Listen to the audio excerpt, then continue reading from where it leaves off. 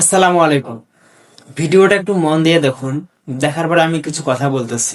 তো আমার স্ত্রী, একটা নেকির জন্য আমি জান্নাতে যেতে পারছি না। তুমি আমাকে একটা নেকি দিয়ে সাহায্য করো। তুমি কে? আমাকেই বা এসব বলছো কেন? আমার তো দুনিয়াতে বিয়ে হয়নি। দেখেন, শুধু একটা নেকির কারণে সে জান্নাতে যাইতে পারতেছে না। তো পৃথিবীতে দেখুন, একটা নেকির কি মূল্যটা। তো আমরা মুসলিমের ঘরের সন্তান হয়ে আমরা ইসলামকে গেছি ভুলে আজকে ইরানে কত সুন্দর খেলা খেলতেছে। আমরা ইরানের বিপক্ষে কথা বলতেছি, যে ইরান মাঠে নামার আগেই কুরআন শরীফে চুমা খাইছে। চুমা খাওয়ার পরেই ইরান আজকে মাঠে নামছে।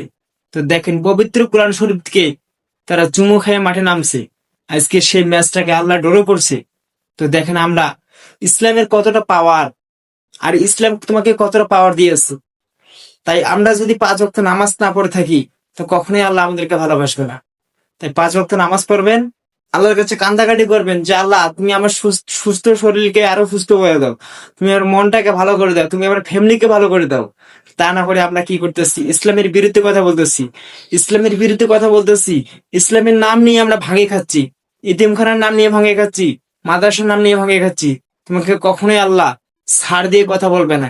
একটা নেকির কারণে জান্নাতে যাইতে না পারে। দেখেন ভিডিওটা।